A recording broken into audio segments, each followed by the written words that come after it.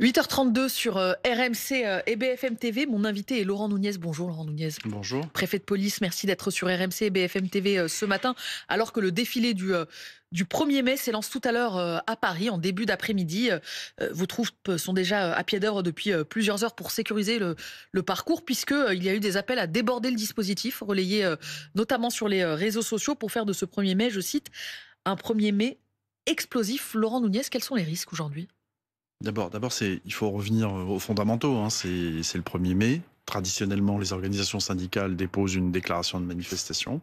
Ça a été le cas. Elle partira de la place d'Italie pour aller jusqu'à la place de la Nation. Départ à 14h. Ceux qui nous écoutent, c'est un parcours un peu différent de celui des dernières années. Chaque année, le parcours change. Il n'y a pas de parcours meilleur qu'un autre. J'y reviendrai. Mais donc, les organisations syndicales ont déclaré. Ce cortège va s'élancer comme chaque 1er mai, avec un gros dispositif policier, puisqu'on a plus de 2000 effectifs qui sont engagés, des effectifs de la préfecture de police, des effectifs des compagnies républicaines de sécurité, des escadrons de gendarmes mobiles, et puis partout à la périphérie, notamment en Grande Couronne, des policiers et des gendarmes qui vont effectuer des contrôles, puisque nous avons demandé qu'il y ait des contrôles effectués sur la base de réquisition des procureurs de la République, dans le cadre de l'article 78.2. Quand vous dites contrôle, Laurent Nunez, ça veut dire des fouilles. Ça veut dire des Très fouilles concrètement, ça veut de dire véhicules, de sacs aux abords de la place d'Italie. De véhicules au péage, des fouilles de personnes qui, aux abords de la manifestation, qui se rendent à la manifestation. Je disais au péage, dans les gares, y compris depuis la Grande Couronne parisienne, où il y a des policiers et des gendarmes qui sont mobilisés pour faire ces contrôles. Le but, c'est tout simplement d'éviter qu'on ait des personnes qui viennent à cette manifestation avec ce qu'on appelle des armes par destination. Voilà, il y aura énormément de contrôles et de fouilles autour de cette manifestation. 2000 femmes et hommes déployés aujourd'hui, c'est plus que d'habitude ? Non, c'est un dispositif exceptionnel à la hauteur d'un 1er mai. C'est un dispositif habituel, même si, évidemment, comme à chaque manifestation d'ampleur, nous craignons des débordements, mais qui ne sont pas le fait des organisateurs, je tiens à le dire. Le cortège syndical s'élancera tout à fait normalement, mais on le sait, on a maintenant une expérience ces dernières années suffisamment longue et riche pour savoir qu'évidemment, il y aura des fauteurs de troubles qui viendront et essaieront de perturber cette manifestation, c'est-à-dire commettre des dégradations ou des violences contre les personnes ou des violences contre les forces de l'ordre. Ça, Laurent Nunez, on le sait, il y aura des fauteurs de troubles, ce qu'on appelle plus communément des casseurs. Est-ce que vous arrivez à évaluer le nombre de ces perturbateurs attendus à Paris ou craints qui viendraient s'adjoindre au cortège syndical en amont ou en aval? Oui, alors on s'attend, traditionnellement il y a quelques centaines de personnes qui appartiennent à la mouvance ultra-gauche, la mouvance radicale, très clairement, et qui viennent pour faire dégénérer le cortège. C'est un autre mode d'expression, c'est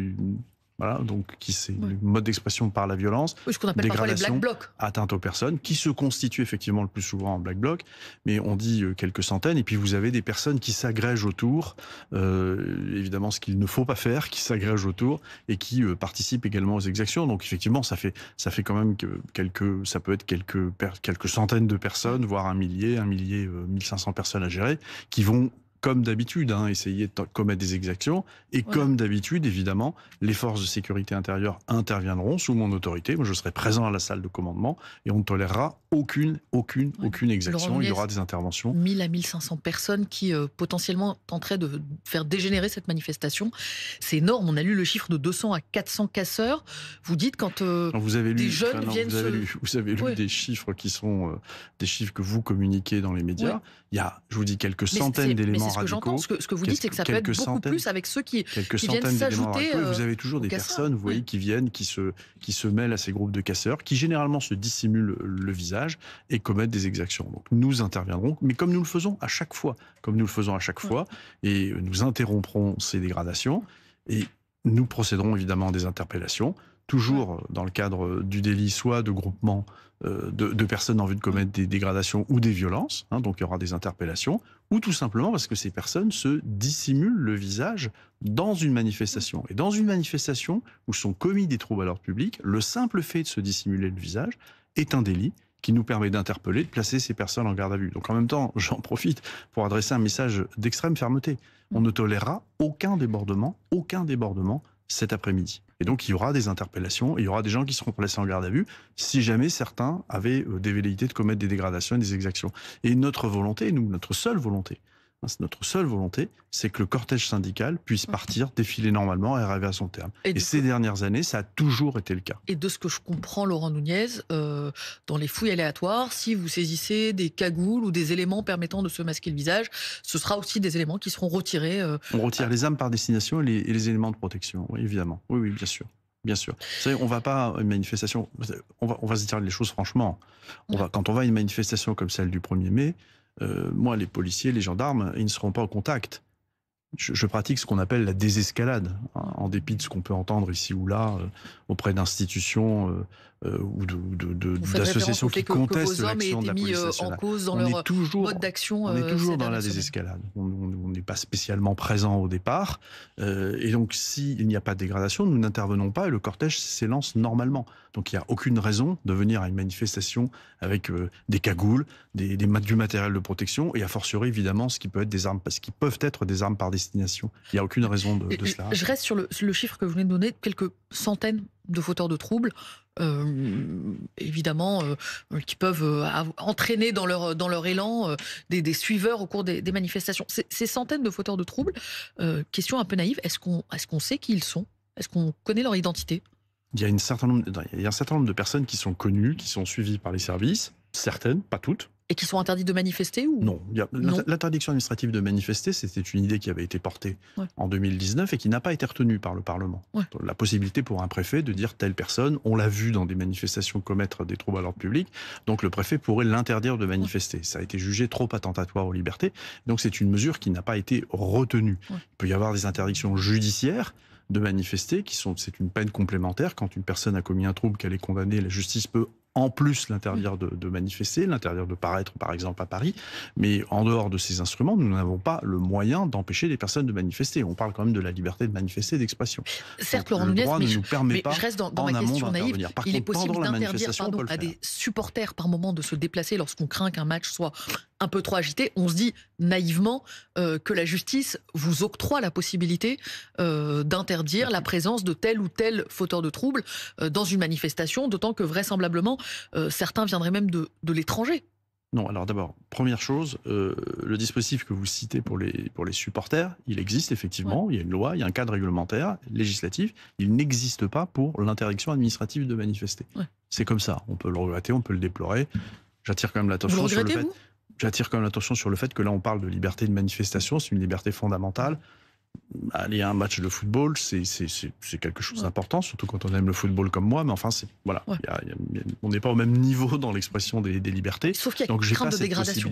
J'ai pas cette possibilité, mais les dégradations, c'est l'intervention de la police immédiatement, et des policiers de la préfecture de police, des CRS, des gendarmes mobiles, et c'est l'intervention immédiate, et c'est l'interpellation, évidemment, nous le ferons. Et vous nous confirmez, Laurent Nunez, que certains de ces fauteurs de troubles viennent de l'étranger? Je ne vous confirme pas cette information, que j'ai lue effectivement dans un certain nombre de médias.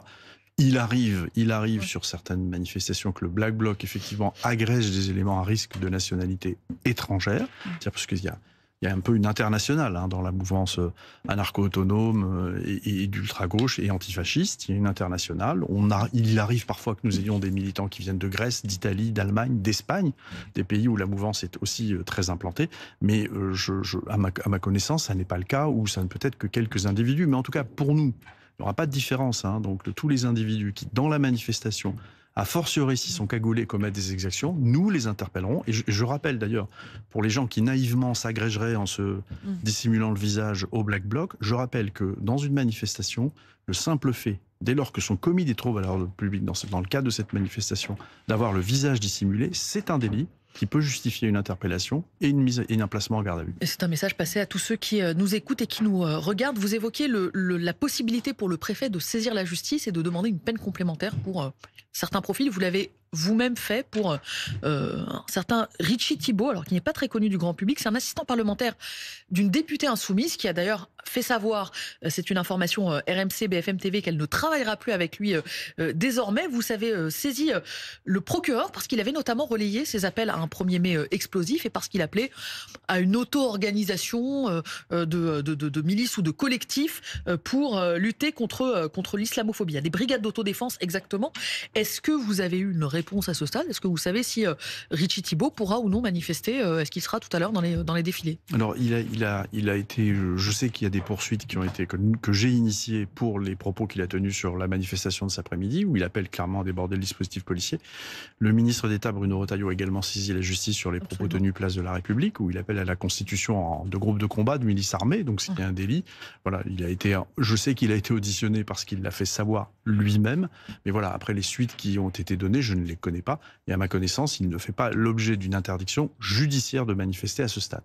Laurent Nunez, quand vous avez dit il y a quelques jours qu'il n'y aura pas de débordement, quand on entend votre prudence ce matin, on se dit qu'il y a des familles qui nous écoutent, qui nous regardent, qui ont peut-être prévu d'aller manifester dans le calme et avec des enfants. Qu'est-ce que vous leur dites? Venez sans crainte. Mais il n'y a aucun risque. Il n'y a aucun risque. Oui. Je veux dire, vous savez, en termes d'image dans une manifestation, la manifestation, elle sera paisible dans les cortèges syndicaux. Vous attendez combien de monde à Paris? Mais comme chaque année, il y aura plusieurs dizaines de milliers de personnes, je suppose, mais comme chaque année, le cortège ira à son terme et il sera paisible dans la partie syndicale. Ouais.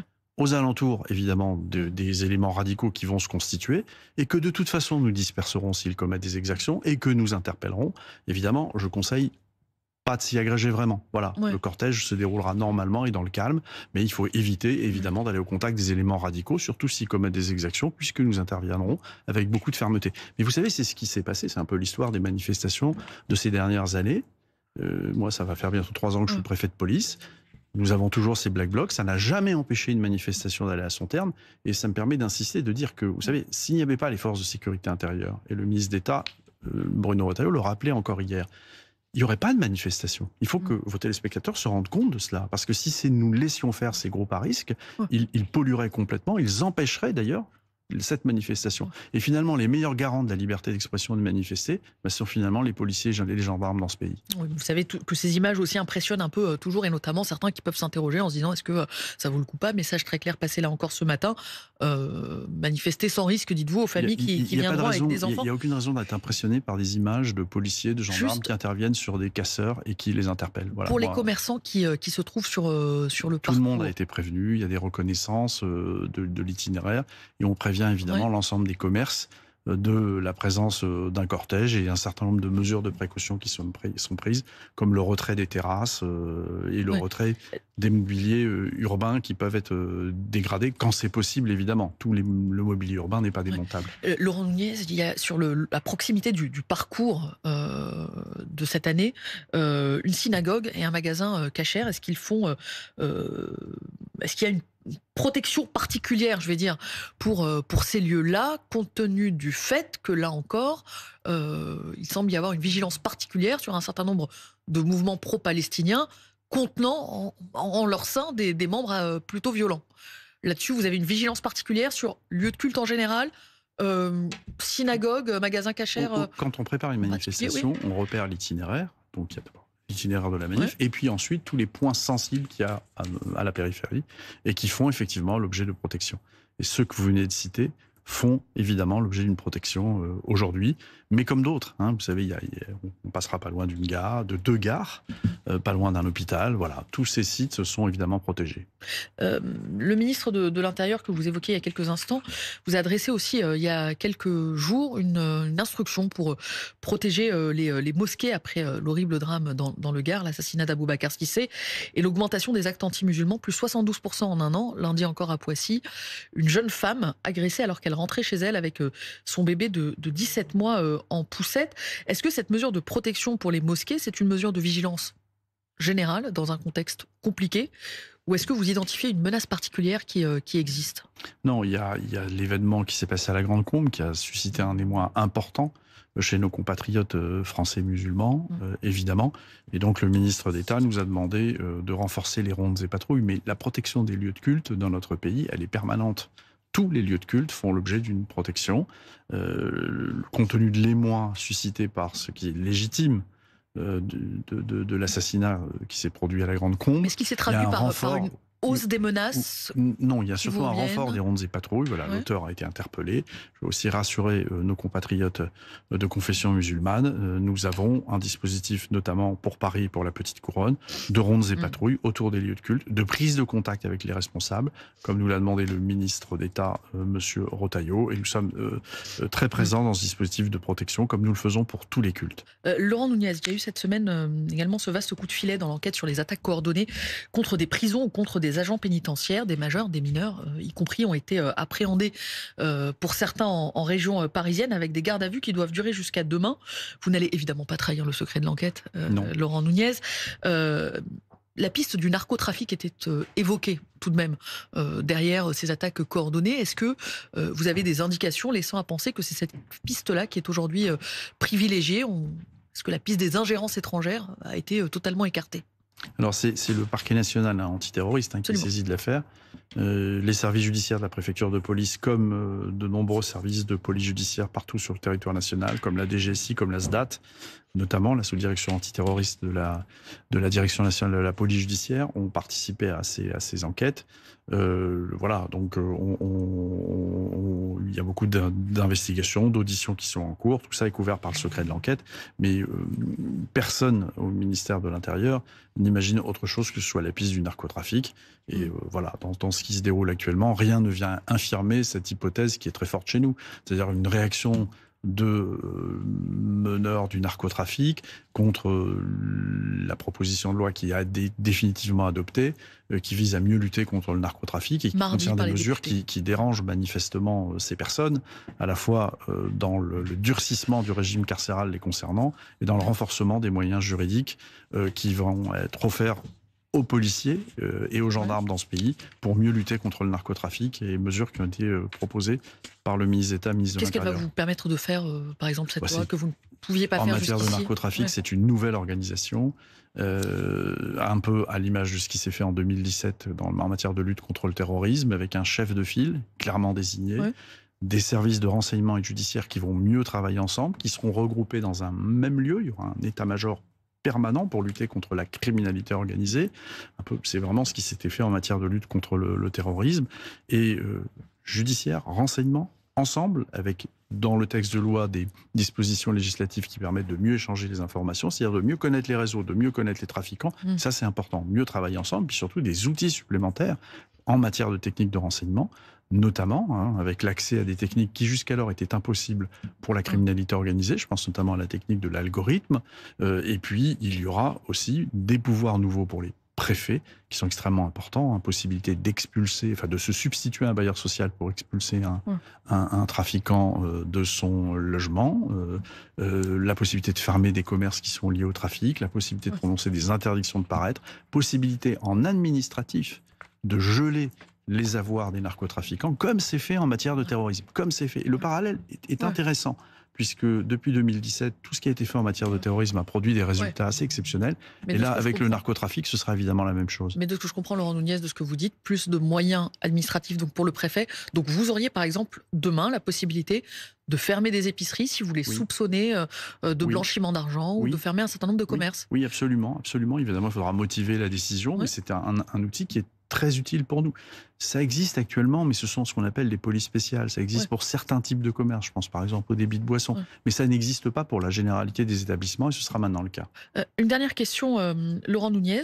À partir d'aujourd'hui, à partir de demain, en réalité, ceux qui ne font pas de covoiturage et qui utilisent la voie de gauche sur le périphérique parisien vont voir tomber des amendes. En février, vous insistez sur le caractère expérimental de cette voie dédiée au covoiturage. Mais on se dit là, il y a des investissements pour des radars, il y a des amendes qui vont être mises en place. On va plus jamais revenir en arrière. Enfin, le caractère expérimental, il s'est envolé, si j'ose dire. Attention, parce que la voie réservée, il y a deux choses sur le périphérique. Il y a les 50 km à l'heure qui sont en place, la limitation à 50, qui est à la main de la ville de Paris. Et puis il y a la voie réservée, dont il a été décidé par le gouvernement, avec Madame Hidalgo, de l'expérimenter pendant 6 mois. Donc elle est en place depuis début mars et donc c'est une voie de covoiturage. Hein, Ouais. vous êtes à partir de 2 dans une voiture, vous pouvez l'emprunter. C'est uniquement sur certains créneaux horaires. Ouais. Effectivement, les contrôles, la ville de Paris a décidé de lancer les contrôles Ouais. à partir du 2 mai, qui sont des contrôles par vidéo-verbalisation. Ouais. C'est-à-dire qu'on regarde à la vidéo et on vérifie et on verbalise. Mais vous dites à Voilà. ceux qui nous écoutent, ça reste expérimental? Ce n'est Mais pas, ça, c'est ça pas une reste mesure dans le durée? expérimental et moi on en a évidemment parlé avec la Oui. ville de Paris, c'est pas une annonce que je fais, mais je souhaite que ces contrôles soient faits au départ avec modération. On est dans une expérimentation. Au bilan des 6 mois, moi je dois faire un rapport au ministre des Transports, à monsieur Philippe Tabarot, pour lui dire comment les choses ont fonctionné et voir si le dispositif est reconduit ou pas. Merci Laurent Nunez, préfet de police, d'être venu à ce micro ce matin.